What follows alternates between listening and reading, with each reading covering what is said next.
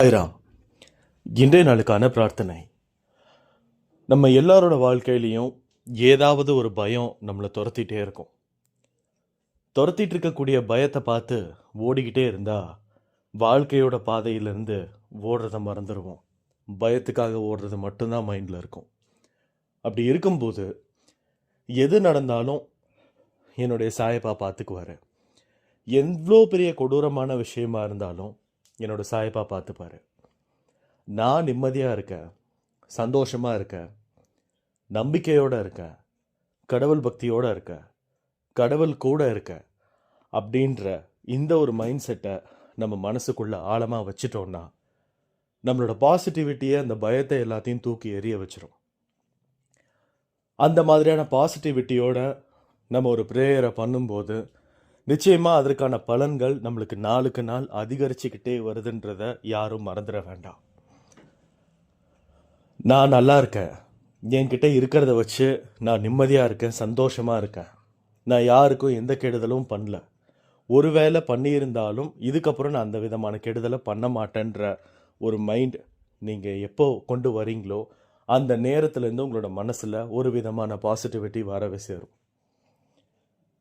இது வரைக்கும் வாழ்க்கை எப்படி வேணாலும் போயிருந்துருக்கலாம். ஆனால் இன்னையிலிருந்து உங்களுடைய மனசோட கட்டுப்பாட்டுக்குள்ளே உங்களுடைய வாழ்க்கை வரணும். கடவுள்கிட்ட சரணாகதி அடையணும்.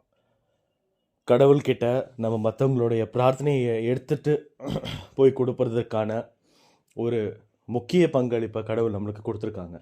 அப்படி இருக்கும்போது இந்த வேலையை நம்ம ரொம்ப தெளிவாகவும் அர்ப்பணிப்போடவும் பணிவோடனும் செய்யும் பொழுது நிச்சயமாக நம்மளை சுற்றி இருக்கவங்களுக்கு என்னென்ன தேவை இருக்குதோ அந்தந்த தேவைகளை எல்லாமே சாயப்பா ஏதாவது ஒரு வழியில் நிவர்த்தி பண்ணி கொடுக்குறாருன்றதில் எந்த விதமான சந்தேகமும் இல்லை.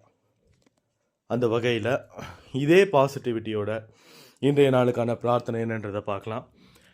முதலாவதாக உஷா முனுசுவாமி அவங்களோட பையனுக்கு வேலை கிடைக்கணும்னு ஒரு வேண்டுதல் வச்சுருக்கிறாங்க. அவங்களுடைய கை வலி சரியாகணும்னு சொல்லி வச்சுருக்கிறாங்க. இவங்களோட மகனுக்கு எந்த மாதிரியான வேலை தேடுறாரோ அதற்கு ஏற்ற மாதிரியான வேலை நிச்சயமாக கிடைச்சே தீரணும். அவங்களுக்கு இருக்கக்கூடிய அந்த வேலை கிடைச்ச உடனே அவங்க அதில் ரொம்ப நல்லபடியாக பணியாற்றி அவங்களுக்கு ஒரு மேலிடம் கிடைக்கணும்னு சொல்லி நம்ம சாயப்பா கிட்ட வேண்டிக்கலாம். அடுத்ததாக இவங்களுக்கு இருக்கக்கூடிய கை வலியும் சரியாகணும்னு சொல்லி நம்ம சாயப்பா கிட்ட வேண்டிக்கலாம். அடுத்ததாக காளீஸ்வரி அவங்களுடைய உடல் ஆரோக்கியம் சரியாகணும்னு சொல்லி ப்ரேயர் வச்சுருக்காங்க. அப்புறம் அவங்களோட கசினோட ஹெல்த்துக்கு கொஞ்சம் சரியாகணும்னு சொல்லி, ஹெல்த் இஷ்யூஸ் இருக்குது, கொஞ்சம் சரி பண்ணி கொடுங்கன்னு சொல்லியிருக்காங்க. அதுக்கப்புறம் அவங்களோட கசினுக்கு மார்ச் மந்த் வெட்டிங் டே இருக்குது, செலிப்ரேட் பண்ண போகிறாங்க, அவங்களோட ஆசீர்வாதம் வேணும்னு சொல்லியிருக்காங்க. நிச்சயமாக இந்த காளீஸ்வரின்ற இந்த சாய்ராமுக்கு அவங்களுக்கு இருக்கக்கூடிய எல்லா விதமான ஹெல்த் இஷ்யூஸும் சரியாகி உடல் ஆரோக்கியமாக இருக்கணும். அவங்களோட கசினுக்கும் என்னென்ன ஹெல்த் இஷ்யூஸ் இருக்கோ அந்த இஷ்யூஸ் எல்லாமே சரியாகி அவங்களுக்கு ஒரு சந்தோஷமான ஒரு நிம்மதியான ஒரு வாழ்க்கையை வாழ்கிறதுக்கு ஒரு வழி பண்ணி கொடுக்கணும். அடுத்ததாக அவங்களோட கசினுக்கு வெட்டிங் டே வருது. நிச்சயமாக சாயப்பா அவங்களுக்கான ஆசீர்வாதங்களை எல்லாமே கொடுத்து அந்த தம்பதிக்கு எந்த விதமான தேவைகள் இருக்கோ அந்த தேவைகளை எல்லாமே சாயப்பா நிவர்த்தி பண்ணி கொடுக்கணும்னு ஒரு பெரிய வேண்டுதலாக வச்சுக்கலாம். அடுத்ததாக அனோஜ் வினோ அவங்களுக்கு ஏஜ் 33. அவங்க சீக்கிரமாகவே ஹஸ்பண்ட் கூட ஃபாரின் போய் செட் ஆகணும்னு சொல்லியிருக்கிறாங்க. ரெண்டாவது இன்னொரு பேபி வேணும்னு சொல்லியிருக்காங்க.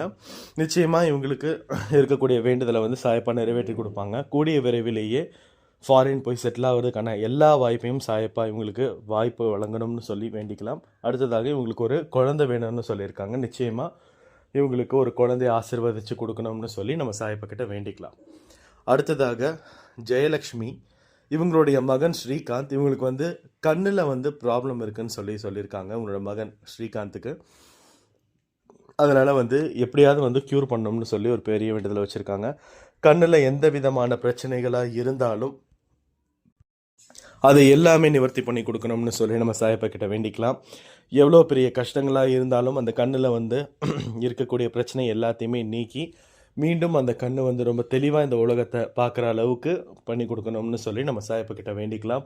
அதுக்கான ஆப்ரேஷன்ஸ், இன்ஜெக்ஷன்ஸ் எதுவாக இருந்தாலுமே அது எதுவுமே வேண்டாம், டேப்லெட் மூலமாகவே க்யூர் பண்ணிடலாம் அப்படின்ற மாதிரியான ஒரு விஷயங்கள் சாயப்பா அந்த இடத்துல நடத்தி கொடுத்துருக்கணும்னு சொல்லி ஒரு பெரிய வேண்டுதலை வச்சுக்கலாம். அடுத்ததாக ரவி அவங்களுக்கு வந்து இந்த வருஷத்தில் கல்யாணம் நடக்கணும்னு சொல்லியிருக்காங்க, வேலை கிடைக்கணும்னு சொல்லியிருக்காங்க. நிச்சயமாக இவங்களுக்கு ஏற்ற மாதிரியான ஒரு வேலையும் கிடைச்சி இவங்களுக்கு கல்யாணமும் ஆகணும்னு சொல்லி நம்ம எல்லாருமே சாயப்பக்கிட்ட வேண்டிக்கலாம்.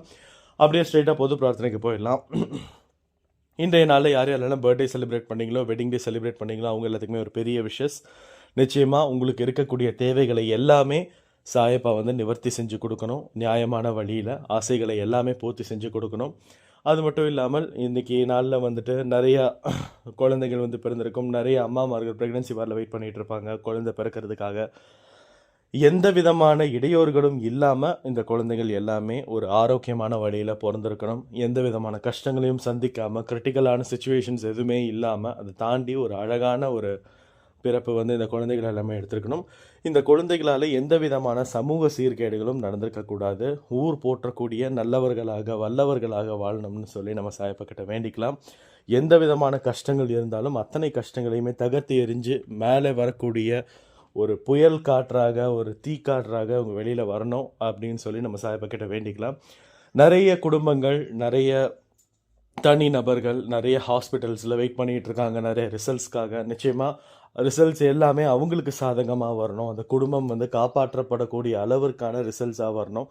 அந்த ரிசல்ட்ஸ் எல்லாத்துக்குமே யாருமே எந்த விதமான ஒரு கஷ்டமுமே படாமல் அந்தளவுக்கு வந்து ஒரு ஈஸியாக கடந்து போகிற அளவுக்கான ரிசல்ட்ஸ் கொடுக்கணும். நிறைய ஹாஸ்பிட்டல்ஸ், நிறைய பேஷண்ட்ஸ் கிட்ட இதுக்கு மேலே வந்து அவங்களை காப்பாற்ற முடியாதுன்னு நிறைய இடத்துல சொல்லியிருப்பாங்க.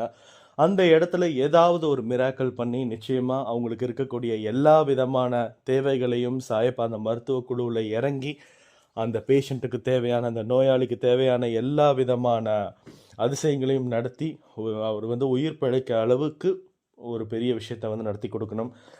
நம்மளை சுற்றி இன்னும் நிறையா அழுகுரல்கள் கேட்காமல் இருக்குது நம்ம காதுக்கு. அந்த குரல்களுக்காகவும், அந்த பிரச்சனைகளுக்காகவும், அந்த கஷ்டங்களுக்காகவும் நம்ம வேண்டிக்கலாம். நிறைய பேர் தெரியாமல் பண்ண தப்பை எல்லாத்தையுமே மன்னிச்சு விட்டுடலாம். பண்ண போகிற தப்புக்கு ஒரு மிகப்பெரிய ஒரு ஒரு ஒரு அவேர்னஸ் கொடுக்கக்கூடிய அளவில் வந்துட்டு ஒரு விஷயம் நடந்து மீண்டும் வந்து அவங்க வந்து மனுஷ வாழ்க்கையை வந்து திருந்தி வாழக்கூடிய ஒரு சந்தர்ப்பம் எல்லாத்துக்குமே சாயப்பா வழங்கணும்னு சொல்லி நம்ம சாயப்பா கிட்ட வேண்டிக்கலாம். நம்மளை சுற்றி இருக்கக்கூடிய நிறைய பேருக்கு ஒருவேளை உணவு உண்ணுவதற்கு கூட வசதி இல்லாமல் நிறைய பேர் இருக்காங்க. நான் சொல்கிறது நம்மளை சுற்றி மட்டும் இல்லை, நம்ம நாட்டை சுற்றி நிறைய பேர் இருக்காங்க. நிறைய இடத்துல போர் நடந்துகிட்ருக்கு. இந்த மாதிரியான டைம்லலாம் நம்மளுக்கு இருக்கக்கூடிய ஒரே ஒரு ஆயுதம் என்னென்னா அது பிரார்த்தனை மட்டும்தான். பிரார்த்தனை பண்ணலாம். நிச்சயமாக வந்து பிரார்த்தனை பண்ணும்போது எல்லா விதமான கடவுள்களுக்குமே கேட்டு இதுக்கான சந்தர்ப்பங்கள், விஷயங்கள் எல்லாமே ஒரு பாசிட்டிவான ஒரு வழியில் வந்து நடத்தி கொடுக்கணும்னு சொல்லி நம்ம சாயப்பா கிட்ட வேண்டிக்கலாம். இந்த பதிவை கேட்டுட்டு இருக்கக்கூடிய ஒவ்வொருத்தங்களுடைய மன பிரார்த்தனையுமே நிறைவேற்றி கொடுக்கணும்னு சொல்லி நான் வேண்டிக்கிறேன். அது மட்டும் இல்லாமல் அன்பே சாய் குடும்பத்தில் இருக்கக்கூடிய ஒவ்வொருத்தங்களுடைய பிரார்த்தனையையும் நிறைவேற்றி கொடுக்கணும்னு சொல்லி நம்ம சாயப்பா கிட்ட வேண்டி இந்த ஆடியோவை நான் முடிக்கிறேன். ஜெய் சாய்ராம்.